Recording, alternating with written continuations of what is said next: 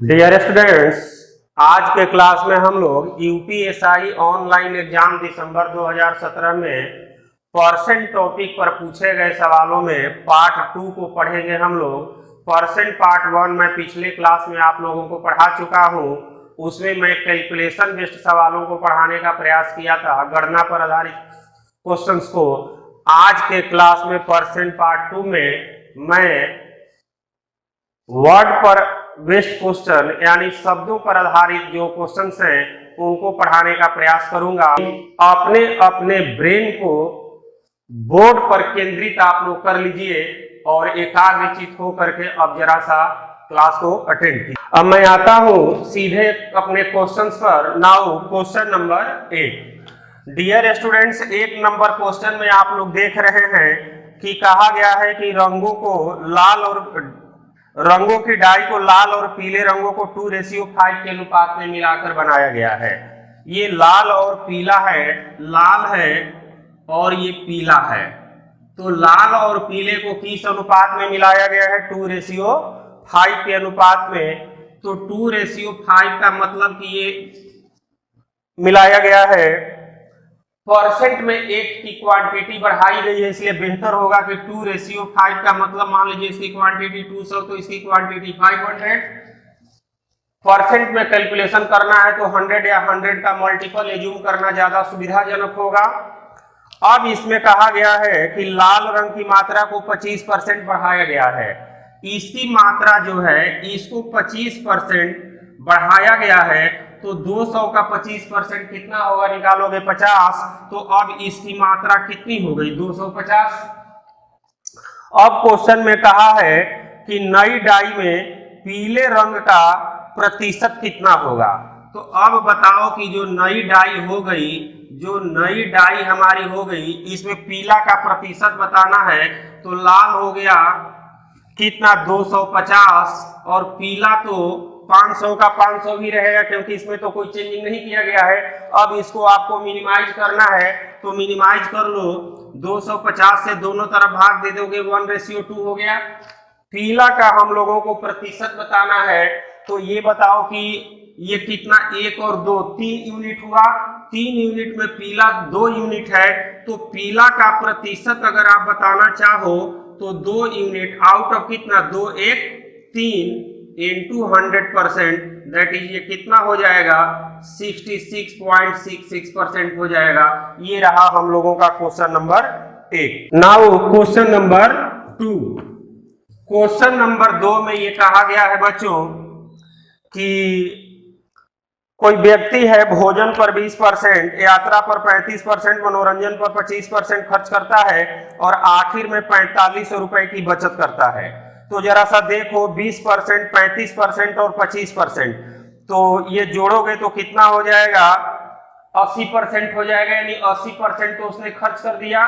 तो 80% खर्च किया तो उसके पास बचा कितना? 20% और बचाया कितना है? 4500। इसका मतलब कि यहां से कंक्लूजन निकलता है कि 20% बराबर 4500। ये रिजल्ट यहां से मिला। 80% खर्च करने के बाद उसके पास बचा कितना? 20% और उसकी बचत है 4500। इसका मतलब कि 20% इज इक्वल टू 4500। अब क्वेश्चन में पूछा क्या गया है कि यात्रा पर खर्च की जाने वाली राशि। तो यात्रा पर कितना खर्च किया है? 35%। तो यहीं से आप कैलकुलेट डायरेक्ट कर लो कि 20% इज इक्वल टू 4500। तो 1% बराबर कितना? 4500 बटा 20। तो 35% अगर बताना है तो 35% के आप इसको क्या करोगे? 35 से गुणा कर दो। 35 से गुणा कर दो, तुम्हारा रिजल्ट यहां से मिल गया। अब इसको आपको मिनिमाइज करना है, कर दो। 5 चौका 20, 5 7 35। अब बेहतर होगा कि यहीं पर मल्टीप्लाई कर लो। ये तो 0 0 हो गया। 7 5 35 की कितना? 7 5 35 की 5 3, 7 चौका 28 3 31। तो ये 331, सॉरी 31500 बटा में कितना आ गया? 4। अब आप जो है इसको भाग दे लो। 4 7 28, 3 3 पर 5 35। 35 तो कितना हो गया? 4 8 32, 3 पर 0 30। तो 4 7 28, 2 0, 4 5 20। यानी उसके पास कितना हो जाएगा? 75 रुपया, इतना रुपया उसने खर्चा किया किस पर? यात्रा पर। इस क्वेश्चन को परसेंट की भाषा में ऐसे आप जवाब दे सकते हो। अगला क्वेश्चन हम लोगों का है 3 नंबर क्वेश्चन। 3 नंबर क्वेश्चन में बच्चों ये कहा गया है कि कर्मचारियों का 20% पुरुष है। तो मान लो कि हम यहाँ पर ये एज्यूम करते हैं, ये मैं मानता हूं कि कुल कर्मचारी जो है, आप परसेंट में जवाब देना है तो 100 ही मान के चलो। कुल कर्मचारी 100 है, इसमें कहा कि 20% पुरुष है। तो पुरुष है अगर 20%, यानी 20 पुरुष है, इसका मतलब कि अब इसमें महिला का तो 70%, अच्छा पुरुष है 20%, और विवाहित कर्मचारी कितने हैं, विवाहित कितने हैं, ये कहा गया है कि 70% कर्मचारी विवाहित हैं। इसका मतलब कि विवाहित तो 70 हुए। अब इसमें कहा कि विवाहित कर्मचारी 70% है और इनमें 10% पुरुष है। तो विवाहित पुरुष कितने हो जाएंगे? विवाहित पुरुष जो होंगे ये इस 70 का 10%, तो 70 का 10% निकालोगे तो ये कितना हो गया? 7, यानी कि 7 पुरुष जो है वो विवाहित है। तो अब बताओ, इसमें हम लोगों से पूछा गया है कि अविवाहित पुरुष कर्मचारियों का प्रतिशत।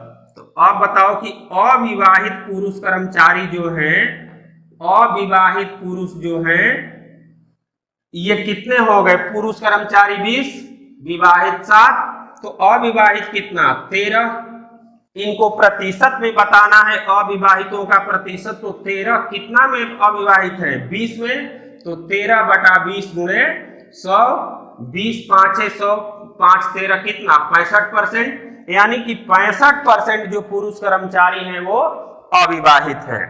Now question number 4। 4 number question में ये कहा गया है बच्चों कि कुल नागरिकों के 10% को अपराध की सजा मिली है। तो हम इसमें मान लेते हैं 4 नंबर क्वेश्चन में कि कुल नागरिक कितने हैं? कुल नागरिक हम मान लिए कि सब हैं। तो अपराध की सजा मिली है 10% को। तो अपराध की सजा मिली है, अपराध की सजा मिली है 10% को, यानी कि 100 का 10% यानी 10 को। अब आगे की लाइन है कि कुल अपराधी में 20% अपराध करने के बाद भी बच जाते हैं। यानी इसी लाइन पर गौर करना है कि अपराधियों की जो संख्या है उसमें 20% को तो अपराध करने के बाद भी बच जाते हैं, यानी उनको सजा नहीं मिलता है। इसका मतलब कि अपराधियों के 80% को ही सजा मिल पाती है। तो यहाँ पर ये अपराधी जो है इनके 80% को ही सजा मिलती है। अपराधियों की संख्या के 80% को ही सजा मिलती है, और सजा मिली कितने को है? 10 को। So this is equal to 10। अपराधियों की संख्या का 80% बराबर 10। ये क्वेश्चन का कैलकुलेशन हुआ। तो अब इसको आप लोग कैलकुलेट कर दो, अपराधी की संख्या मिल जाएगी। आप कैलकुलेट कर दोगे तो ये कितना? 20 चौका 80, 20 5 ये हो गया, 5 से 2 दूनी 4, 2 5 10, 25/2। यानी अपराधी कितने हो जाएंगे बच्चों? अपराधी हो जाएंगे 25/2, यानी कि 12.5। तो ये बताओ कि नागरिक 100 थे, अपराधी 12.5, इसलिए हम कह सकते हैं 12.5% आंसर हम लोग दे सकते हैं। ये था क्वेश्चन ये था सॉल्यूशन इस क्वेश्चन का। Now question number 5। 5 नंबर जो क्वेश्चन है, 5 नंबर क्वेश्चन में आप इक्वेशन बना के भी उत्तर दे सकते हो। इक्वेशन बनाओगे तो आप ऐसे बनाओगे कि दो संख्याओं के बीच का अंतर बड़ी संख्या का 60% है। मान लो कि बड़ी संख्या जो है, बड़ी संख्या अगर x है तो, और छोटी संख्या इसमें दिया है कि 10 है, तो अंतर कितना होगा? x - 10। ये क्वेश्चन कहा गया है कि बड़ी संख्या का 60% है, यानी x का 60% है। आप इस तरीके से इक्वेशन बना करके भी आप सवाल का उत्तर दे सकते हो। लो मैं लिख दिया तो बता ही देता हूं। 20 तिया 60, 20 पांचे 100, 3x/5। तो ये 3x/5 अगर इधर आएगा तो माइनस हो जाएगा, तो x माइनस 3x/5, ये -10 इधर जाके प्लस हो जाएगा, तो 5x माइनस 3x कितना हुआ 2x/5। This is equal to 10, cut पिट करके यहां से आएगा x इज इक्वल टू 25। एक रास्ता तो तुम्हारे पास ये है, एक दूसरा रास्ता तुम्हारे पास भी है ऑप्शन का। तो जरा सा ऑप्शन से आप लोग गौर करो। तो पहला ऑप्शन अगर आप लोग लोगे कि मान लेते हैं कि बड़ी संख्या 20 है, छोटी संख्या 10 है, तो अंतर कितना है, अंतर है 10। ये बड़ी संख्या अगर हम 20 ले लेते हैं, छोटी तो दिया हुआ है, तो अंतर ये कितना हो जाएगा, अंतर है 10। तो 10 जो है 20 का 60% नहीं आ रहा है, 50% ये है। इतना तो कम से कम परसेंट टॉपिक पढ़ करके आप लोग समझ सकते हो। तो 20 तो होगा नहीं, तो अब अगला जो नंबर होगा वो 20 से क्या होगा, बड़ा ही होना चाहिए। तो 20 से बड़ा अब इसमें ऑप्शन में सी पर आते हैं 25 है। तो आप देख रहे हो कि बड़ी संख्या 25, तो ये अंतर कितना हो जाएगा 15। अब ये अंतर जो है देखो कि 25 का 60% है कि नहीं। तो 25 का 60% अगर आप निकालते हो तो देखो तो 25 के 60% का मतलब तो 3/5 ही होता है। तो ये 15 हो गया। इसका मतलब कि अगर हम ऑप्शन से चले तो भी सवाल का इक्वेशन बना करके जितने टाइम में सवाल का उत्तर देंगे उससे पहले हम लोग ऑप्शन से उत्तर दे सकते हैं। Now question number 6 number question में कहा गया है कि किसी संख्या मान लो x है, तो संख्या का 40%, संख्या का 40% 650 के 20% से 100 अधिक है। तो 650 का 20% निकालोगे तो ये कितना होगा, 130 होगा। और संख्या का 40% 130 से 190 अधिक है, यानी 10 माइनस 10 इज इक्वल टू 190। तो अब यहां से कैलकुलेशन करोगे तो संख्या का 40% जो हो गया ये कितना हो गया बच्चों, ये हो गया 320। संख्या हमें बतानी है, परसेंट से डायरेक्ट उत्तर दे दो कि 40% बराबर जब 320, तो 1% बराबर कितना, 1% बराबर 10/40। तो संख्या तो अपने आप में 100% होगी, तो 100% के लिए आप सीधे 100 से गुणा कर सकते हो, ऐसे भी कर सकते हो, या यहां से भी 40/100 करके तुम लोग कर सकते हो, जैसी तुम्हारी मर्जी। 0 से 0, 4 से ये कट गया, ये कितना हो गया 4/32, 800, यानी संख्या कितनी हो गई 800। Now question number 7 number question में कहा गया है कि x का 50%, तो x का 50% का मतलब कि आधा होता है, 50% का मतलब क्या होता है, आधा होता है y और 20 के योग के बराबर है, यानी 20 is equal to y plus 20। तो यहां से तुम्हारा रिजल्ट क्या मिला, x is equal to 2y plus 40। तो देखो यहां से x minus 2y, this is equal to क्या होगा 40। यही तो तुम लोगों से पूछा गया था। Now question number 8 number question में ये कहा गया है कि लड़कों की संख्या लड़कियों की संख्या से 16% अधिक है। तो ये लड़का का संख्या जो है लड़की से 16% अधिक है, यानी लड़की 100 है तो ये 16% अधिक है, 116 है। अब इसमें लड़कियों की तुलना में लड़कों की कुल संख्या का अनुपात पूछा गया, ये अनुपात पूछा गया है, 4 से दोनों तरफ भाग दे दोगे 29-25 हो जाएगा। इस सवाल का उत्तर ये हो गया। अब अगला क्वेश्चन जो है 9 नंबर क्वेश्चन में ये कहा गया है कि 2 BHK और 3 BHK के फ्लैट हैं जिसमें और कुल मिला के 160 है। तो इसमें कहा गया कि 3 BHK वाले 45% हैं। तो 3 BHK 45% है, तो इसका मतलब कि 2 BHK कितने हैं 55%। तो इस सवाल का उत्तर निकालने के लिए जो 160 है इसका सीधे आप 55% आप निकाल दोगे, सवाल का उत्तर मिल जाएगा। क्योंकि 3 BHK फ्लैट अगर 45% है तो 2 BHK कितना होगा, 100 में 45 घटाओगे 55%।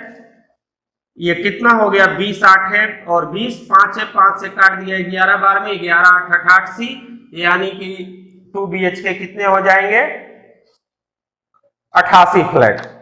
अब क्वेश्चन नंबर 10 जो है ये भी अच्छा क्वेश्चन है। इसमें कहा गया है कि 30% सेव तो उसने बेच दिया विक्रेता ने, आप 2 सेव रास्ते में खा लिया, अब उसके टोकरी में 208 सेव बच गया। तो 208 गो तो तब बचा जब 2 गो खा गया। अब 2 गो नहीं खाया होता तो उसकी टोकरी में कितना होता, 2 सेव अगर नहीं खाया होता तो उसके टोकरी में कितना होता 208 और 2 210 होता। तो 30% बेचा है, तो 30% बेचा है तो 30% बेचने के बाद उसके पास बचा कितना 70%। तो 70% बचा होता यदि वो 2 नहीं खाया होता। तो इसका मतलब ये हुआ कि 70% इज इक्वल टू 208 प्लस 2 210। तो 1% यहां से 70 से भाग दे दोगे कितना 3, 100% बराबर कितना होगा 300। तो पूछा गया है कि शुरू में कुल कितना उसके पास फल था, सेव था। तो कोई भी क्वांटिटी अपने आप में तो 100% ही होती है और 100% 300, यानी प्रारंभ में 300 save the.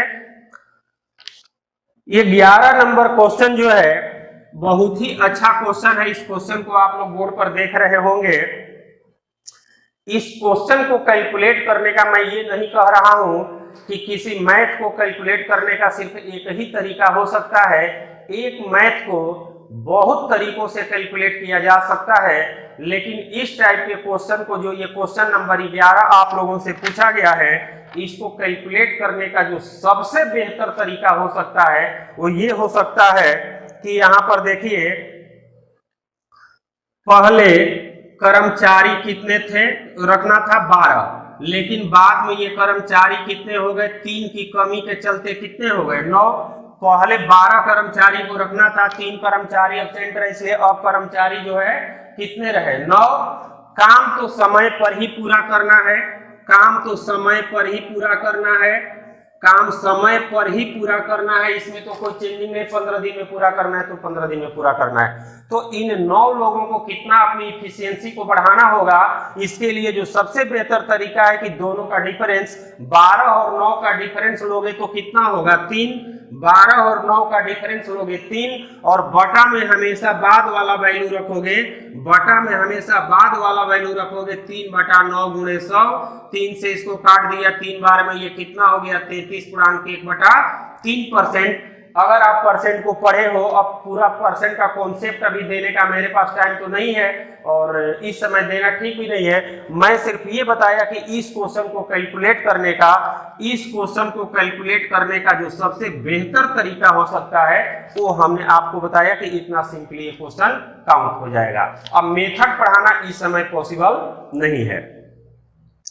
Now question number 12 number question में ये कहा गया है बच्चों, 12 नंबर क्वेश्चन में कहा गया है कि 320 छात्रों ने अप्लाई किया, 230 परीक्षा पास किया। तो 230 परीक्षा पास किए तो बचे कितने छात्र, बचे हुए जो छात्र हैं वो कितने हो गए। 320 ने अप्लाई किया था, 230 ने परीक्षा पास किया, तो बचे हुए छात्र तो 90 हैं। अब इसमें कहा है कि बचे हुए का 11.11 पास नहीं कर पाए, पास नहीं करने वाले। तो पास नहीं करने वाले जो हैं, बचे हुए छात्र में से, यानी 90 का 11.11%। यहां पर जरा कैलकुलेशन पर गौर करो। 90 11.11 का मतलब कितना होता है 1/9 होता है। ये परसेंट का फ्रैक्शनल वैल्यू अगर तुम लोगों को याद रहेगा, इस परसेंट का फ्रैक्शनल वैल्यू याद रहेगा तो आप इतना सिंपली तुरंत उत्तर देके आगे बढ़ोगे।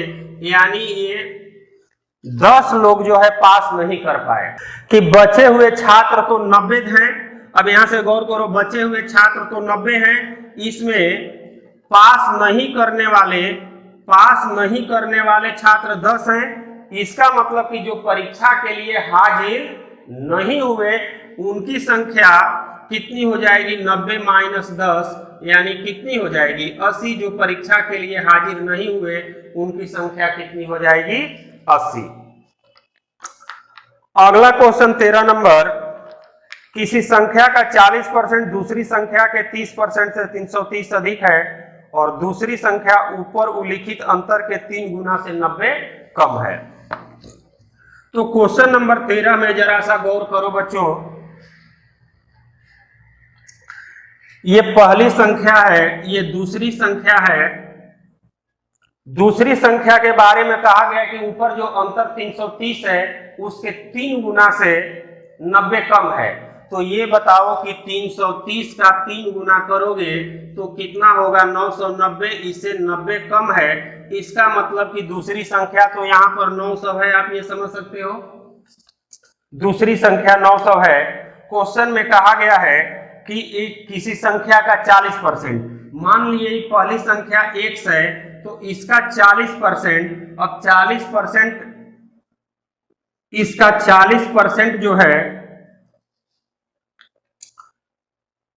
दूसरी संख्या के 30% से, यानी 900 के 30% से, 900 के 30% से कितना अधिक है 330 अधिक है, यानी 10 माइनस 10 इज इक्वल टू 330।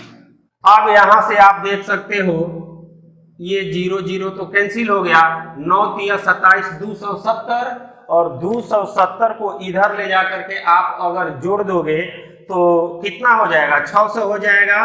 तो x का 40% बराबर तो तुम्हारा हो गया कितना 600। तो 40% बराबर 600, तो 1% आप ऐसे निकालोगे 40 से भाग दोगे कितना 15, तो 100% कितना हो जाएगा 1500, यानी कि x बराबर हमारा कितना हो गया 1500। अब इस क्वेश्चन में क्या कहा गया है कि पहली संख्या के 4/5वें हिस्से का मान दूसरी संख्या का कितना प्रतिशत है। तो पहली संख्या का 4/5वां भाग, तो पहली संख्या तो 1500 है, इसका 4/5 अगर आप निकालते हो, 1500 का 4/5 आप निकालते हो तो ये कितना हो जाएगा 1200, और दूसरी संख्या कितनी है 900। क्वेश्चन में ये कहा गया है कि पहली का 4/5 दूसरी का कितना प्रतिशत है, यानी ये 1200 900 का कितना परसेंट है। तो 900 का कितना परसेंट, ये कैलकुलेशन में पिछले क्लास में पढ़ाया हूं। तो आप क्या करोगे कि 1200 बटा में 900, जिसका परसेंट बताना होता है उसको नीचे रखते हैं। अब तुम तितली के 300 से काटे 3 बार में, इसको काटे तो 4 बार में, ये 400/3 आ रहा है। 400/3 का मतलब 133.33%। आप इसका उत्तर ऐसे देके आगे बढ़ सकते हो। ये क्वेश्चन नंबर 13 था। Now question number 14 number question को कैलकुलेट करने के लिए 3 रास्ता है। अगर तुम लोगों को कोई फार्मूला नहीं पता है तब बिना फार्मूला वाला ही बात बता देता हूं कि भंडार में 25% की वृद्धि हुई। तो 25% की वृद्धि का मतलब ये हुआ कि पहले भंडार में 100 था तो बाद में ये कितना हो गया, बाद में हो गया 125, 25% बढ़ा दिए तो 125। अब कह रहा है कि भंडार में से कितना प्रतिशत बेचा जाना चाहिए कि फिर उतना हो जाए जितना प्रारंभ में था। तो प्रारंभ में तो 100 था, तो 100 या अब है 125। 125 को 100 करने के लिए कितना इसमें से निकालना होगा, 25 निकालना होगा। तो वही कमी प्रतिशत में अगर पूछा जा रहा है कि प्रतिशत में कितना कमी करना होगा या निकालना होगा, तो 25 निकालना होगा कितना में से 125 में। तो 25/125 गुणे 100, 25 5 5 20 से ये कितना हो गया 20%। इस रास्ते से भी आप कैलकुलेट करोगे, यही कैलकुलेशन सब में आएगा। दूसरा रास्ता तुम्हारा 100 × r/100 + r का है, इससे भी आप कैलकुलेट करोगे तो 100 × 25/100 + r 25, यही कैलकुलेशन आके यहाँ पर भी ठहरता है। तीसरा एक फ्रैक्शन का रास्ता है, उससे भी आप कर सकते हो। जैसे कि 25% बढ़ाया गया, 25% का मतलब हुआ 1/4, तो 4 था 1 बढ़ गया तो हो कितना गया 5। अब 5 को 4 बनाने के लिए 1 की कमी करनी होगी, तो कमी को प्रतिशत में निकालोगे तो 1 की कमी 5 में गुणे 100, ये कितना हो गया 20%। आप इस तीनों राशियों से कैलकुलेट कर सकते हो। Now question number 15 number question भी सेम इसी टाइप का क्वेश्चन है बच्चों। 15 नंबर क्वेश्चन भी सेम इसी टाइप का क्वेश्चन है कि 10% माल खराब हो गया, नहीं बेचा जा सकता है, तो सामान का मूल्य कितना प्रतिशत बढ़ाना चाहिए। तो यहाँ पर खराब हो गया है, बढ़ाना है, तो 100 इंटू आर बटा में यहाँ कौन सा लगाओगे, 100 माइनस आर लगा दोगे और सवाल तुरंत कैलकुलेट हो जाएगा। तो माथा पची मत करो, 100 इंटू 10 बटा में 100 माइनस आर, ये कितना हो गया 11.11%। आप उत्तर देके तुरंत आगे बढ़ सकते हो। अब कहा गया है क्वेश्चन नंबर 16 में कि सिलाई मशीन का मूल्य पर ईयर 15% की दर से कम हो रहा है। 2 वर्ष पहले खरीदा गया था, वर्तमान में मूल्य 1445 है, तो खरीद मूल्य कितना था। तुमको भी नहीं पता है, हमको भी नहीं पता है। मान लीजिए कि खरीद मूल्य 1 था, 2 साल पहले 100 रुपया में खरीदा गया था। हर साल इसका मूल्य 15% कम हो रहा है। 15% कम होने का मतलब कि कितना बच रहा है, 85% बच रहा है। और इस 85% को अगर आप निकालोगे फ्रैक्शन में तो देख लो ये कितना आएगा, 17/20 आएगा। तो 85% बच रहा है, 85% का मतलब ये 17/20, और 2 वर्ष बाद हमें बताना है, तो 2 साल बाद इसका मूल्य जो हो रहा है, तो 2 बार 17/20 से आप गुणा कर दोगे। दिस इज इक्वल टू कितना हो गया बच्चों, 1445, 1445 हो गया। अब आप इसको जो है कैलकुलेट कर दो, तो x इंटू ये कितना हो गया 289/400, दिस इज इक्वल टू 1445।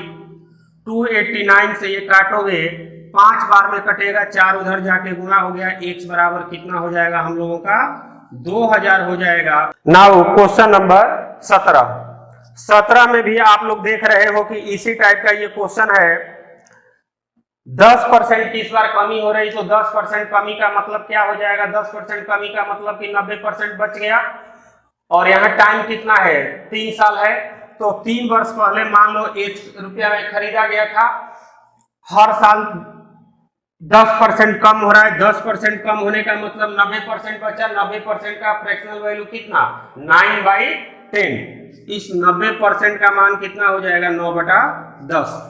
तो 3 बार 9/10 से इसको गुणा कर दो, 3 बार 9/10 से इसको गुणा कर दो। अब ये कितना हो जाएगा बच्चों, 9477 हो गया। अब इसको काट पीट करके ठीक करो, 9 से इसको काटोगे कितना, एक बार में भाग नहीं लगेगा, 0 लगा दिया।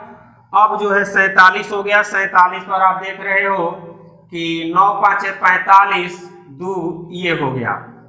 अब इसको फिर 9 से काट दो, 9 एकम 9, 1 1 पर 5 15, 1 6 63, 9 7 63, 9 से काट दिया 13 9 17 से, तो x बराबर कितना 13 पर 1230, यानी मशीन 3 साल पहले 13,000 में खरीदी गई थी।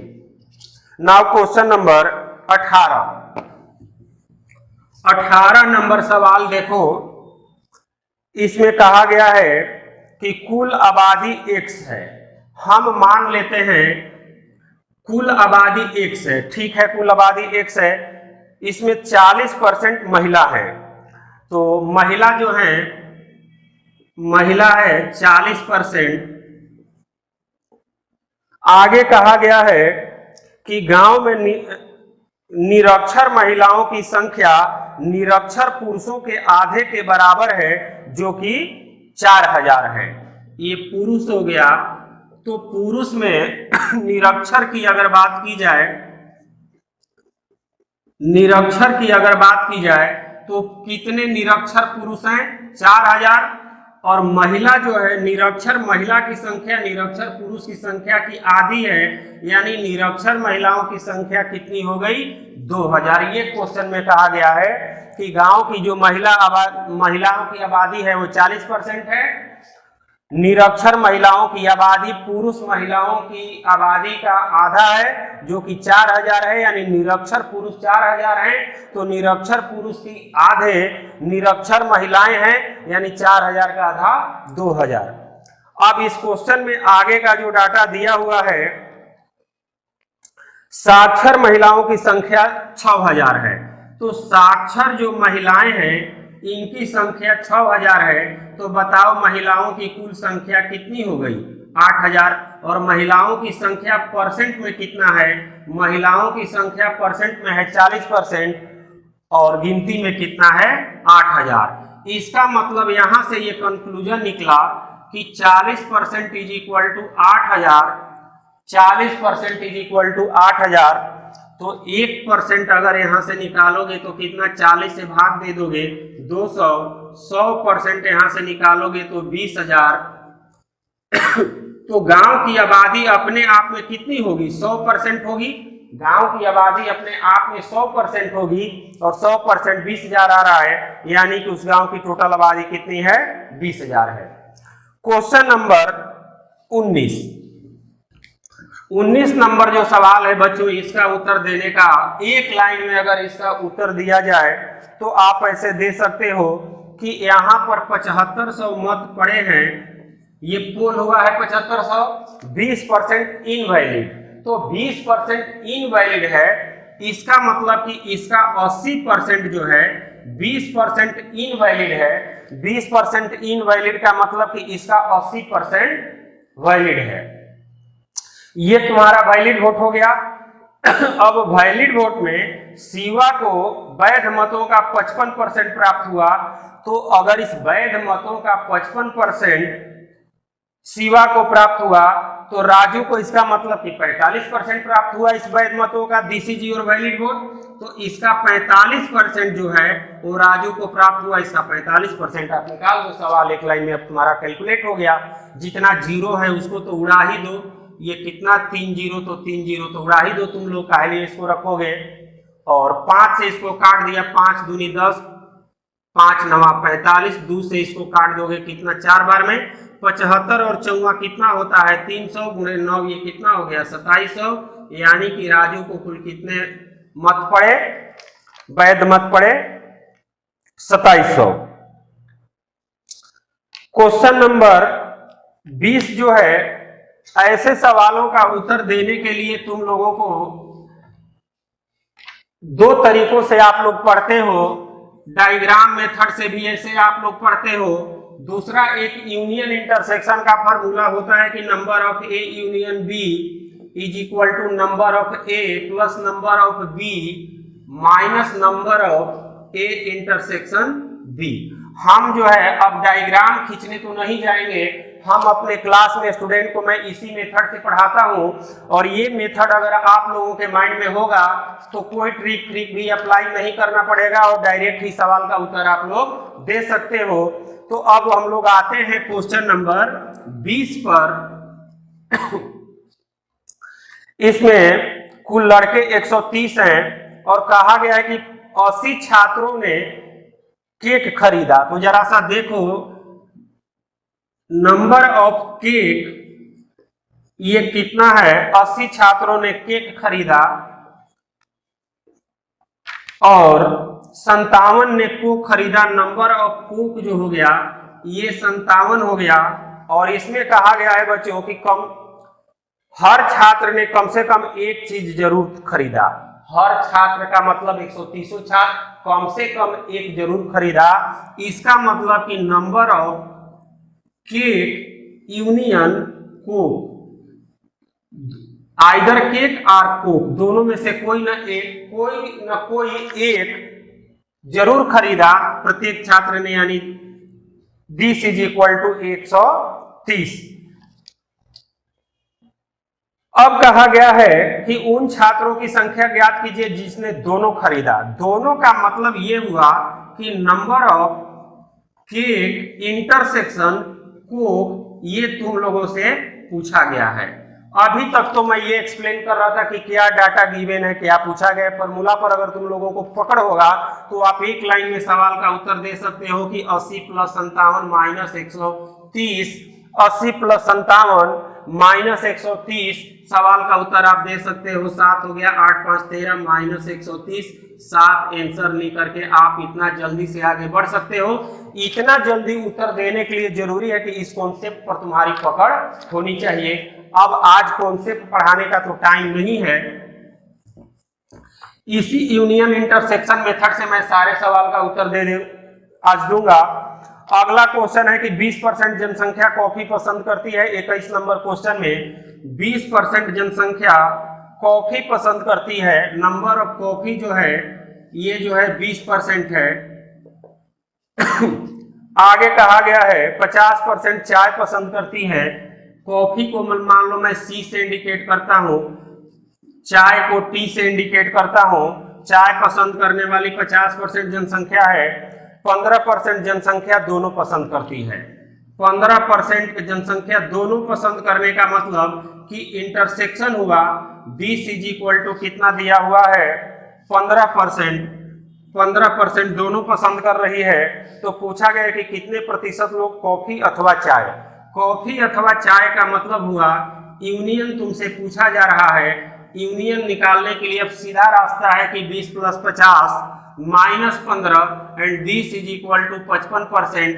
अगर तुम लोगों को कॉन्सेप्ट पर पकड़ रहेगा, कॉन्सेप्ट पर अगर पकड़ रहेगा तो बस इतने ही कैलकुलेशन पर तुम्हारे सवाल का उत्तर हाजिर है। अब ये कॉन्सेप्ट भी तुम्हारे मेमोरी में नहीं रहेगा तो पढ़ाने वाला टीचर क्या करेगा। अब हम आते हैं अपने अगले क्वेश्चन पर। मेरा अगला क्वेश्चन है 22 नंबर। इसमें भी इसी टाइप का क्वेश्चन है। 65% प्रतिभागी जो है पहले परीक्षण में लक्ष्य को भेजते हैं। तो नंबर ऑफ फर्स्ट जो है ये कितने हैं 65%। सेकेंड अटेम्प्ट में 55% जो है, सेकेंड अटेम्प्ट में 55% अपने लक्ष्य को भेजते हैं। अब कहा गया है कि कुल प्रतिभागियों में 20% किसी भी परीक्षण में लक्ष्य को नहीं भेज पाते। 20% जो है किसी भी परीक्षण में लक्ष्य को नहीं भेज पाते हैं। इसका मतलब कि इसका रिवर्स मीनिंग लो तो 80% जो प्रतिभागी हैं वो किसी न किसी में लक्ष्य को भेज ही देते हैं, आइदर पहले अटेम्प्ट में या सेकेंड अटेम्प्ट में।